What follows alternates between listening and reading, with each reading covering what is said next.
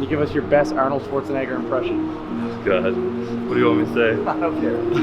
One of his quotes. Arnold, get to the chopper!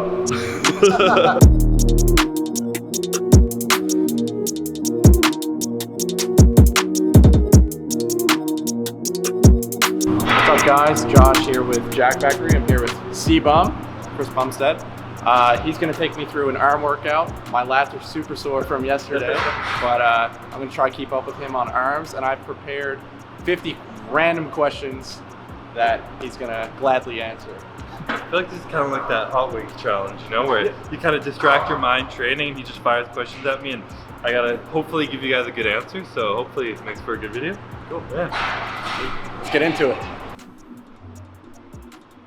All right, how has your life changed since becoming Mr. Olivia? How has it changed? Yeah. I don't think it really has changed, like my actual overall life. There's been more opportunities, I guess, that have come from it, obviously. And more people maybe saying hi to me that might have not before, congratulating me. But other than that, I kind of came home to the same house, the same people, and like I celebrated with my family and friends in Vegas, and I came back, and I were kind of like back to normal life, you know. That was just Christmas here, so I don't really think a lot hasn't changed, and I don't know if it hasn't settled in or I'm waiting for something to settle in, but it doesn't feel much different, to be honest. So what's the best part about competing? Best part about competing, one of the reasons I love it, at least, is like it's not a team sport kind of say. It's like such an individual thing, and it's like a direct. Every result that you see is a direct like result of the work that you put in. So you know if you look like shit because you work like shit. If you worked hard, you look good. All the progress you see is based off the amount of effort you put in. And I kind of like that, just like responsibility for your own success in it. What's the worst part? The worst part, probably the lack of social life and normal life when you're prepping. Like it's impossible, we were talking the other day, it's possible to kind of live a normal life. The sacrifices you make, like I'd like to say I can keep up with my friends and family and conversation and doing stuff, but like I have to just cut stuff out. I don't have the energy in the day to talk to people, reply to texts, even go out. At the end of the day, I just want to go to bed early. So probably like kind of the lack of social life and living a normal life and all the sacrifices you make makes it probably the most difficult. Who's one person, dead or alive, that you'd want to train with? I want to train with. I mean, are we keeping this strict to bodybuilders and people who work out, or anyone in the world? Anyone really, man. It's stressful. You want to pick a cool body. If it was a bodybuilder, I'd probably say Dorian Yates, because he's just an absolute animal, and I feel like he could murder me in the gym, and I think that'd be fun. Especially a young Dorian Yates, like in his prime, would be awesome. Right. But anybody at all? I don't know. The Rock or something. That'd be mine. The Yeah. Rock. Probably Dwayne Johnson. Yeah. I mean, I'm trying to think of so many people who aren't alive anymore that it could be cool, you know? True. Like what if someone cool like Caesar from like Roman times, like it's just like what the hell was life like back then, you know? Just have that conversation would be kind of cool. Not to work out with them, but to chat.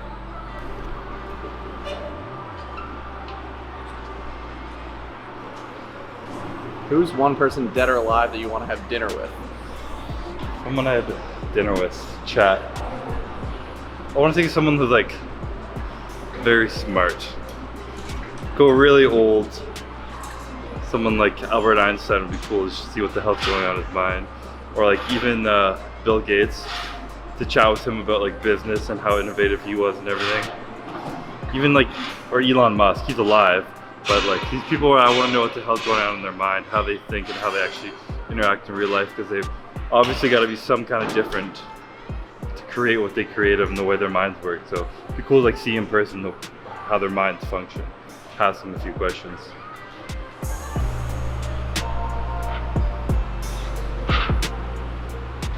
Who's somebody that you're jealous of? I hate answering this question because I never know what someone's real life is like. I feel like when I entered the industry, I found a lot of people weren't what I thought they were. But probably Dwayne Johnson. Guy's killing it. Yeah, he is. I don't know if I'd want to, if he'd be the first guy to want to train or talk with, but I feel like he just got everything going for him. Everything he touches turns to gold and just works. So I'd like to figure out why. Yeah. You know, lives a good life. What's your biggest flaw? Getting personal here.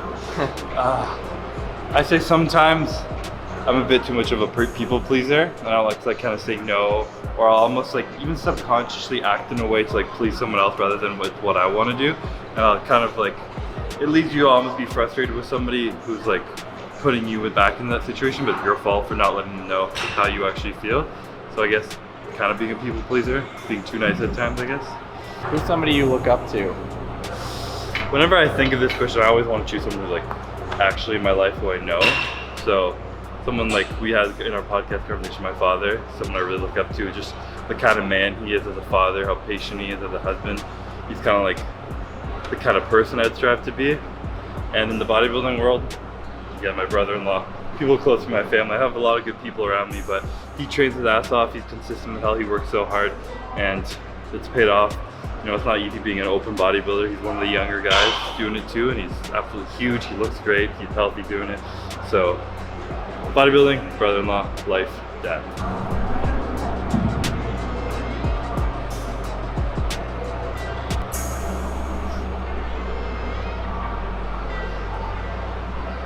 Who's your favorite superhero? Favorite superhero? As a kid, it was always Batman. I don't remember why. I think it was because of the Mr. Freeze movie. Have you seen that with Arnold Schwarzenegger? Yeah. I didn't even know who the bodybuilder, who he was when I was a kid, but I just loved that movie, so I love Batman. But in recent years, probably just because of Marvel movies, between Thor and Spider-Man. Yeah. If you're a super villain, could you beat them, do you think? Batman? Probably. He's just like, he's got his face open even. If his body was indestructible, but his face, you could just like burn him, I feel like, you know? Yeah. With Thor, fuck no, you can't. Nothing could take him down. Spider-Man, probably not. Speaking of Arnold, can you give us your best Arnold Schwarzenegger impression? Go ahead. What do you want me to say? I don't care. One of his quotes. Arnold, get to the chopper! That's the best thing. That was good.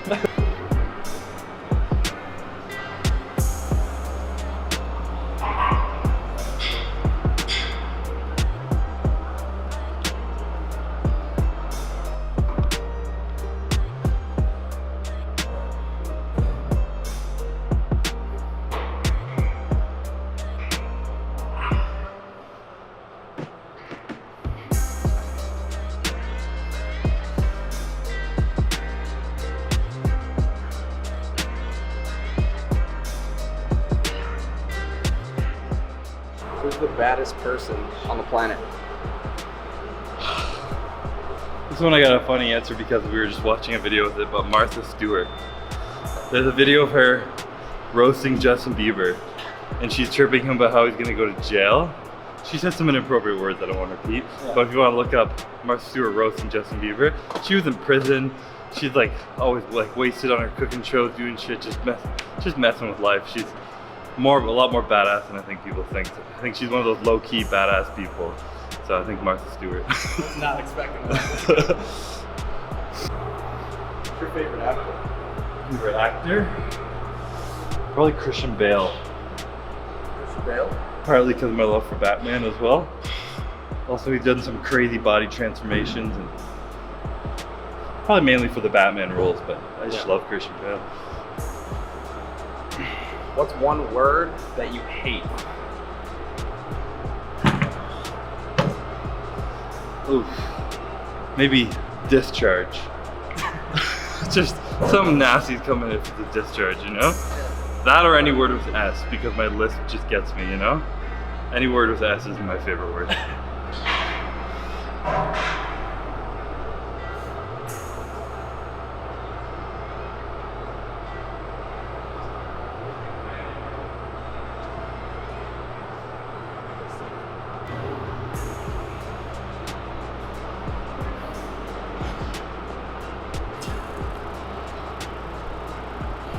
What's your favorite movie? Favorite? I feel like Forrest Gump is a movie I could watch forever and not get old. So much goes on in it. Just a timeless classic, you know? So probably Forrest Gump. That or Harry Potter. I was obsessed with Harry Potter when I was younger. I'm not sure which one I'd pick though. Okay. Maybe the fourth. Total opposite. What's the worst movie you've ever seen?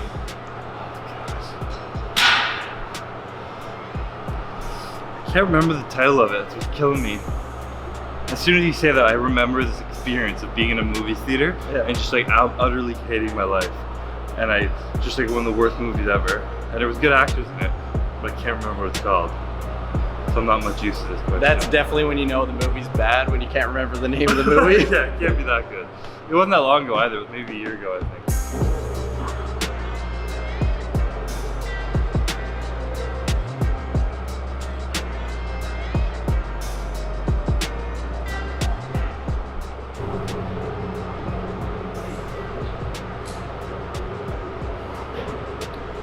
Rather books or audiobooks? I say definitely books.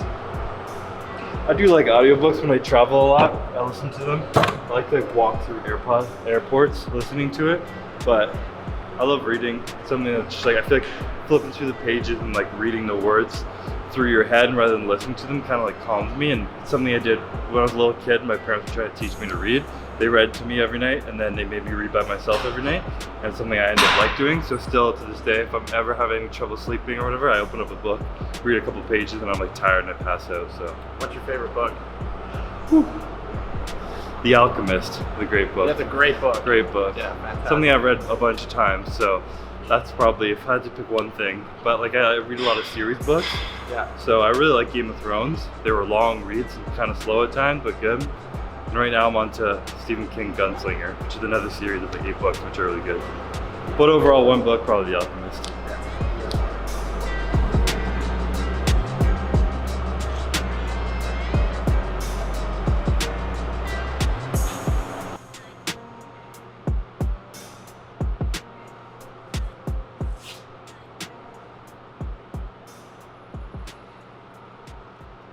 Do you have a favorite podcast that you listen to?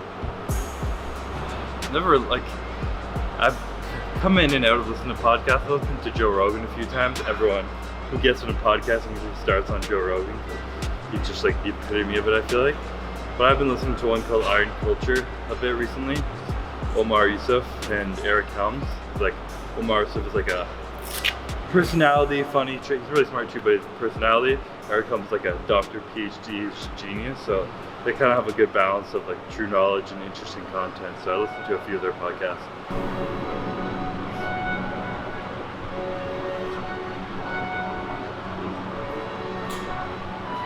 Do you drink, Chris? Not much anymore. Used to be a huge booze hound in university, as I guess we all are.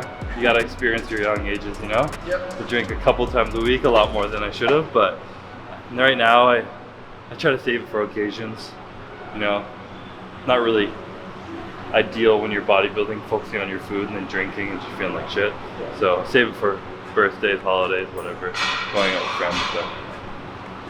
And Occasionally. Occasionally. What's your go-to? What's your favorite drink? Go-to drink? I mean, if I'm going to party, I just want to get it down. I've always been a heavyweight, so I just go straight vodka. Yeah. I used to sip that like it was water when I was in college, but if I'm making a drink, probably Moscow Mule. Nice brass cup, you know? Yeah, they're so good. They're delicious, yeah. Also a nice like Corona on a summer day. Yeah, Corona Lime. Lots of times when I get off stage, I'm like really dehydrated. I want Corona. I don't know why. It just feels refreshing.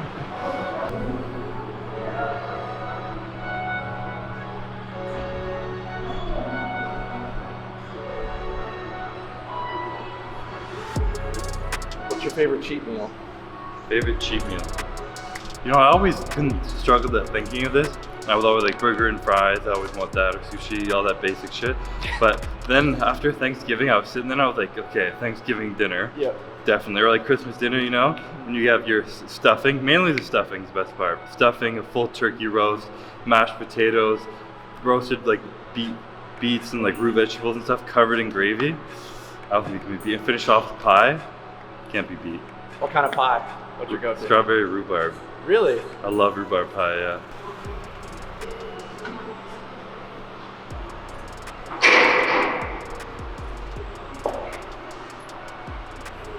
If you had to eat one meal for the rest of your life, what would that be? Definitely a stir fry. That's an easy answer. You make anything into a stir fry. Your rice, your meat, vegetables, fry it up, choose your sauce. Any different sauce. I love putting sauces on everything, so stir fry. What I eat them like every day. It's the way I get all my food and make it taste good. What's the grossest meal that somebody can order? A couple of years ago, I probably would have said white fish because I hated it, but I've learned to like it. I think being forced to eat it a lot. Now I have a weird thing where I hate plain oatmeal. Like I don't like just like unflavored oats. I don't like eating that. I gotta put protein or some sweet into it or I can't eat it. But gross, I don't know. I'm kind of in love with all food, so I'm trying to pick anything to be gross. Who's your celebrity crush? Celebrity crush. I haven't, no one new has come to my mind for a long time, but when I was younger, probably around high school and stuff, I had to think for Olivia Wilde. Dude, that's weird because that's mine. Really? Yeah, and like no one ever says that. Right? I don't know why. I felt like just her like jawline and she was just like sharp features, dark hair. I don't know. Her eyes get me. There was definitely a movie I saw with her in it, but I couldn't tell you what it was, but I remember having to sing up for Olivia Wilde. I actually used to see, she was in the OC, and I used to watch that like back in high school. Was she a mom in it, or? And she was actually a lesbian in it. Oh, okay. There it is. Yeah. So I was like, oh, I like this chick. You recently hit 1 million followers. Is that weird to you? This is a little weird. Definitely feels weird. I've never been one who like was into trying to grow my following and stuff. It honestly kind of just like happened when I was good at competing. And I mean, obviously there's never like actually a million, there's always less and stuff, but half the stuff I post, I say it in my videos when I post it, like this is boring as hell, you guys are probably gonna hate it, no one's gonna watch it, people love it. So, you know, people like what they like and that's that, but to me it seems a little strange that so many people care about just me doing nothing, you know? Do you get stopped in public and stuff? Not in public so much. Like gyms, sure, if I travel, events, yeah, but if I'm going through the grocery store or day-to-day life, typically not, no.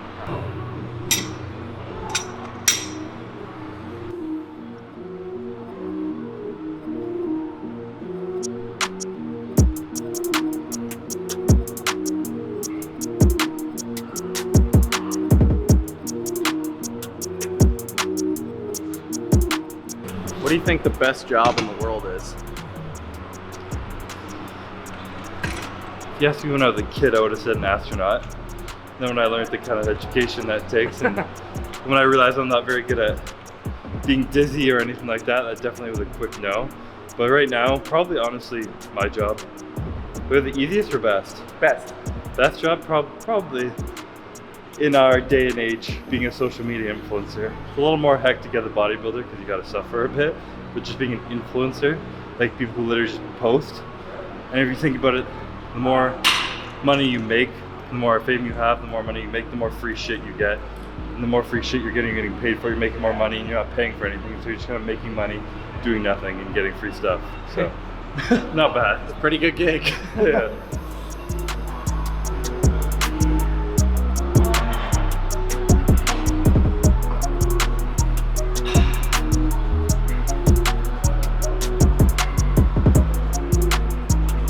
How many dogs is too many dogs?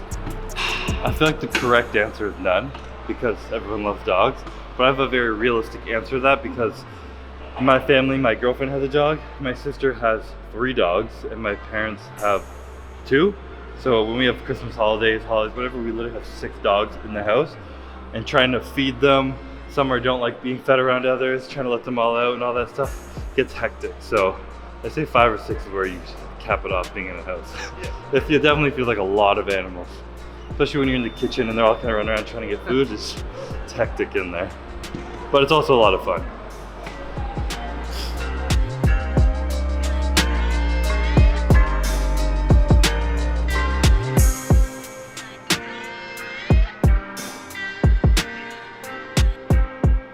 What's the funniest dog name you can think of?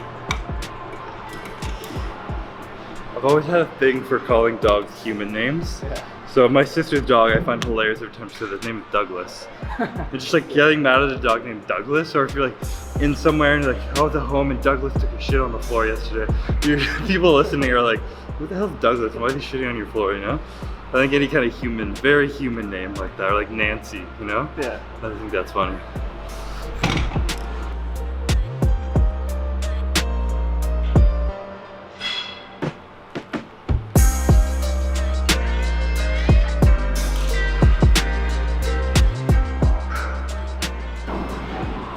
think of a supplement company, like a troll name, what would that be?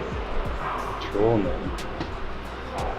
It's hard to say. I feel like there's some pretty cheesy names out there, but I don't know about name, but if you're going with flavoring trolls, call the supplement brand like condiments and have like ketchup flavored protein, mustard flavored pre-workout, you know? I feel like if people would be like, what the hell? It'd be interesting to try, but you know it would taste like shit, you know? So kind of like just trolling people. Mayonnaise. Mayonnaise, yeah.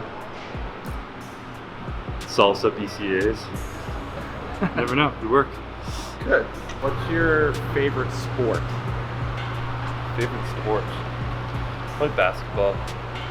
You know, white kid, but I had black man hops. Yeah? I could jump really high when I was a kid. I didn't have much other skill than that, but I could like dunk in high school and I was not the tallest guy on the court. I always got to take the jump ball for my team and everything, and I just liked it. I feel like it's a really quick paced game, you know, highlights are cool, like LeBron just throwing down on people. Yeah. It's just probably one of my favorite ones. Everything else is kind of slow to me. Football every time it breaks, baseball is mind-numbing to me. You could be famous for any sport, what would that be? Golf. Golf. Golf. Why is that? Great pay, no injuries. True. Yeah, good. Got a long career, you know? And baseball's got crazy pay, I guess, too. Just, you have how many, 250 games a year, you know? I don't want to travel that much. So golf seems like an ideal thing.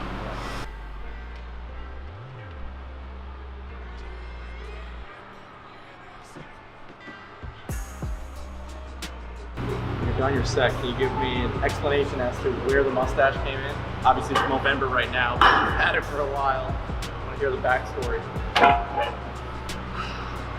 Backstory honestly just happened 2018, last year. Pretty much straight up as a joke. Like I never shaved my beard. So when I was trimming it down, as my face gets leaner, I trim it down a little bit. And then I just thought it'd be funny to have the mustache, partly because some of the classic guys like Mike Mentzer, some old school sick like bodybuilders back in the day in the 90s, it was trendy to have a mustache back then. So obviously being classic physique, I thought I could kind of play that almost as a joke. And I posted the picture a few times and people just loved it. And when I shaved, I actually kind of liked how it looked. Normally some people don't look good with a mustache. I kind of actually liked it on me. My mom didn't like it. But then right before the Olympia in 2018, I asked a few people in the athletes meeting and everything if I should keep it, and one of the promoters told me to shave it, and he was like high up in the IFBB, so I was like, okay, I gotta shave it now, you know, I gotta listen to the masters kind of thing. And I did. People were sad, I kind of regretted it, so this year I was in the debate again and decided not to ask anybody, I wanted to keep it, so I kept it, and I think it paid off. Yeah, it paid off. Some people say I only won because of the mustache, so you never know. It's all in the mustache. Yeah. Would you ever grow a big beard? I've tried, but then it gets scraggly when it starts to get long. Right. I'm not that patient for it, but maybe if I have a true off season where my cheeks are really chubby and I lose my jawline, I'll hide it in the beard, you know? What's the most calories you've ever eaten in one day? This makes me sad to answer this, because I filmed a YouTube video doing an eating challenge and ended up losing all the footage, so it was all for nothing. Oh, really? But I did a 15,000 calorie challenge in a day, so 24 hours, it was like 15,100 and some calories. It just cracked over, and it made me feel like shit. I was sick. I was just, you don't go to the bathroom very well for a while. It was not a good time. And I was in LA, filmed it, so I was eating all good food around there. And then I came home and my memory card crashed and lost all the footage, and it was like pretty much for nothing. It didn't happen. You didn't do it. I didn't do it, I know. That's why I don't talk about it, because people are gonna be like, you didn't do it. And I was like, okay, fine. So you have experience with both now. Would you rather be the underdog or the champion?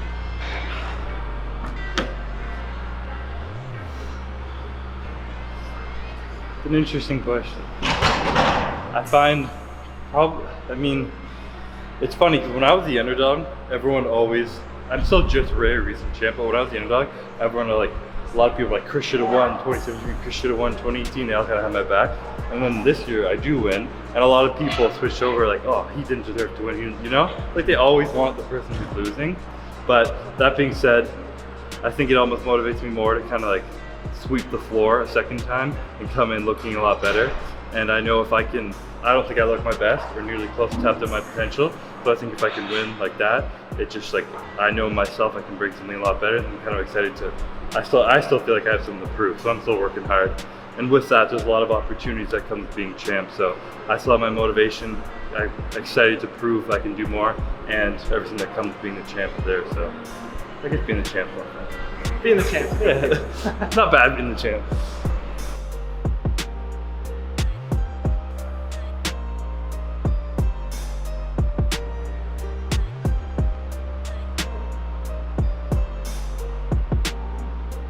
What's your favorite quote? Every time someone asks me this, I can't remember what it is, so I feel like it shouldn't really be my favorite quote. But I remember what it is, I don't remember how it's worded, but it's daring greatly. I think it's Teddy Roosevelt. The whole book called Daring Greatly too, which is really good.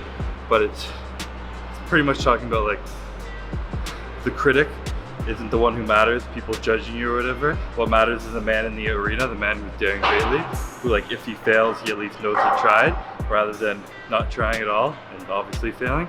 That's the gist of it. You can Google the daring greatly quote, and it's like that. And there's actually another quote that's very similar. It's like, I'd rather aim too high and miss my mark than aim too low and hit it. Something like that. And I think that's really cool. Or like in my life, you know, if you want to kind of be at the top of anything, you got to have high expectations for yourself and aim really high and try. And if you fail, at least you tried for your best for something. Whereas if you just say, fuck it, I'm not even going to try, you can kind of live your life thinking, what if I did? And yeah, not a good feel. You have regret. Exactly. What's the saddest movie you've ever seen? Saddest movie? The Notebook's up there, probably I'd say. Partly because I have a lot of my grandparents, pretty much all of them had Alzheimer's, and it's kind of the end of the story, you know. It's just like really deep love and a sad story of a woman who has Alzheimer's and kind of like forgets about her husband, forgets about their experience and stuff together. So that was definitely an emotional movie. And anything with dogs in it, like Marley and Me or like those dog movies, I can't handle animals being hurt or dying in movies. It's way worse. What's the last time you cried in a movie? Sadly, not really. It wasn't really a full crying. I had to try and act tough because my girlfriend was there, you know. But she made me watch this movie which I didn't want to watch. It's a dog movie. It's called Dog's Purpose. It's on Netflix, and it's just kind of, it goes through a bunch of lives of like a dog living. I don't want to ruin it for anyone who wants to see the movie now, but it kind of, it all comes full circle. The dog dies, and then all this stuff happens, and it's just, it shows like a bond that somebody has. It's talking about the dog's purpose, like being a companion for man and being a good friend, and it's like that unconditional love dogs have for humans, and then you lose the dog, and it's sad. You know? It's a bad time. It's a bad time.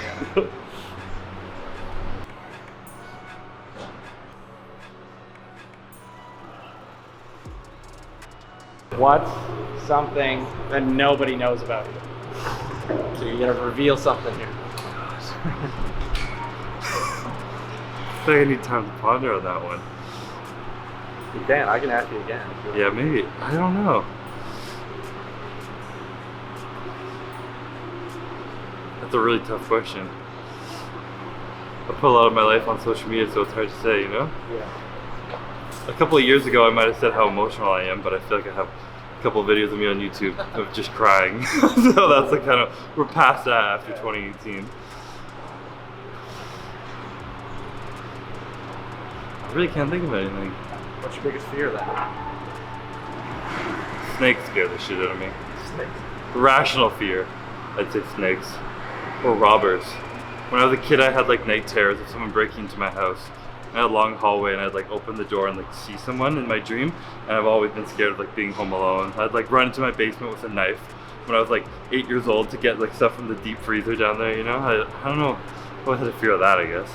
Alright guys, so that's wrapping up this Q&A/arm workout here with Josh. Hope you guys learned some new things about me you didn't know before. I think I might have learned some things I didn't know about myself. Wasn't expecting some of these questions, and a lot were harder than I thought they were to answer, so some good questions, and maybe I need to do some self-reflecting when I go home. Hopefully no one sends you snakes now. Yeah, please, no snakes in the mail, none of that stuff. Hopefully no one knows where I live. But hopefully you guys enjoyed this video, and see you in the next one.